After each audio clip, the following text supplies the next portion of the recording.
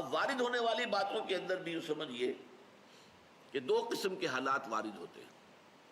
ایک وہ ہے جو آپ کے لیے دل خوشکن ہے، خوشگوار ہے، بڑا اچھا ہوا، اچانک جو ہے کوئی آپ کو نفع حاصل ہو گیا، غیر متوقع طور پر کوئی کامیابی حاصل ہو گئی، اس سے انسان زیادہ متاثر نہیں ہوتا.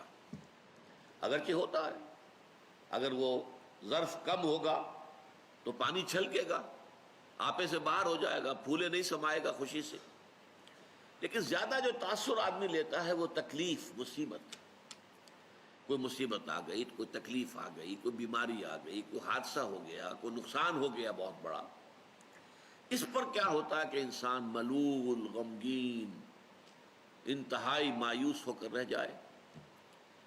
پھر یہ کہ جس ذریعے سے وہ آئی ہے، فلاں شخص نے یہ کر دیا، اس کے خلاف دشمنی، نفرت، کینہ، کدورت وہ پیدا ہو جائے. یہ تو ہے ایک عام طرز کا جس کے اندر کہ ایمان نہیں ہے. جس میں ایمان ہے اس کی سوچ بالکل مختلف ہوگی. وہ کیا ہے؟ ما صاب من مصیبت الا باذن اللہ، نہیں پڑتی کوئی پڑنے والی کوئی مصیبت مگر اللہ کے اذن سے. جو بھی کچھ ہوا ہے، پہلی بات یہ جان لیجئے کہ وہ اللہ کے علم کے بغیر نہیں ہوا.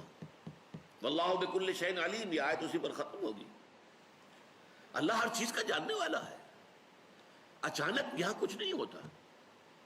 یہ اندھا بہرا مادہ جو ہے یہاں پر اس کی کار فرمائی نہیں ہے، در حقیقت فیصلہ اللہ کا چل رہا ہے. جو شے بھی وقوع پذیر ہوتی ہے وہ ایک تو یہ کہ اللہ کے علم میں پہلے سے موجود ہوتی ہے، دوسرے یہ کہ اللہ کے اذن سے آتی ہے.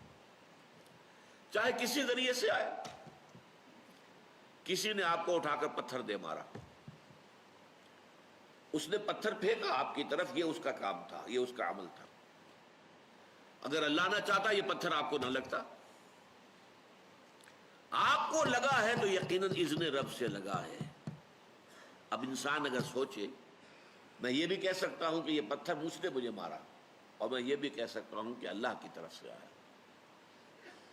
اب سوچ سے نقطہ نظر میں کتنی بڑی تبدیلی آ جائے گی.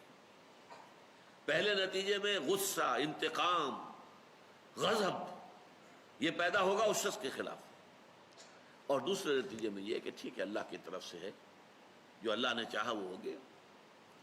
فلاں نے یہ کر دیا، فلاں نے یہ کر دیا، فلاں نے مجھے اس تکلیف میں ڈال دیا، فلاں کی وجہ سے مجھے یہ نقصان ہو گیا. ان سارے سے برو کشیر سے پیچا کے ہست و بود مرا، کہ اغدہا کے مقام رضا کشود مرا. اللہ کی طرف سے آئی ہے، میں راضی ہوں، میں مطمئن ہوں، میرے رب کی طرف سے ہے، جو کچھ ہے من جانب اللہ ہے. ما اصاب من مصیبت الا باذن اللہ، نہیں پڑتی کوئی پڑنے والی کوئی مصیبت، کوئی تکلیف مگر اللہ کے اذن سے. اللہ کے اذن کے بغیر پتہ تک نہیں ہلتا. یہاں پر اس بات کو یقین کے درجے میں جان لیجیے، اللہ کے اذن کے بغیر اس کائنات میں پتہ تک نہیں ہل سکتا. وہ تصور خدا ہم جا کے پڑھیں گے تفصیل سے سورہ حدید میں، کہ بس ہاں ایک کریٹر تھا، کریٹ کر کے علیحدہ ہو کر بیٹھ گیا. نہیں، اس نے پیدا کیا ہے. ثم استوى علی العرش، پھر تخت حکومت کے اوپر بیٹھا ہے. اور یدبر الامر من السماء الى الارض، وہ تدبیر کر رہا ہے امر کی. وہ فعال وہ ہے، لا فاعل فی الحقیقت الا اللہ، فاعل حقیقی اللہ ہے. تو ما اصاب من مصیبت الا باذن اللہ ومن یؤمن باللہ یہد قلبہ. اور جو اللہ پر ایمان رکھتا ہو، یہ ہے وہ ثمرات ایمانی کا تذکرہ، اللہ اس کے دل کو ہدایت دے دیتا ہے. ہدایت کس بات کی؟ تسلیم و رضا کی. سر تسلیم خم ہے جو مزاج یار میں آئے. اے اللہ، اگر تیرے لیے تیرے حکم سے یہی تھا کہ میرا بچہ فوت ہو جائے، میں مطمئن ہوں. تو نے لیا تھا، تو نے لے لیا. اس پر صدمہ کاہے کا؟ کوئی اس میں بھی خیر ہوگی، کوئی بھلائی اس میں بھی مضمر ہوگی. ہم نہیں دیکھ سکتے، تو دیکھتا ہے. ہم نہیں جان سکتے، تو جانتا ہے. ہمیں علم نہیں ہے، تجھے علم حاصل ہے. انک تعلم ولا نعلم. وتقدر ولا نقدر بیدک الخیر، تیرے ہاتھ میں خیر ہی خیر ہے، جو تیری طرف سے آیا خیر ہے۔ تو یہ جو راضی برضائے رب رہنا ہے، یہ ایمان حقیقی کا ثمرہ اول ہے۔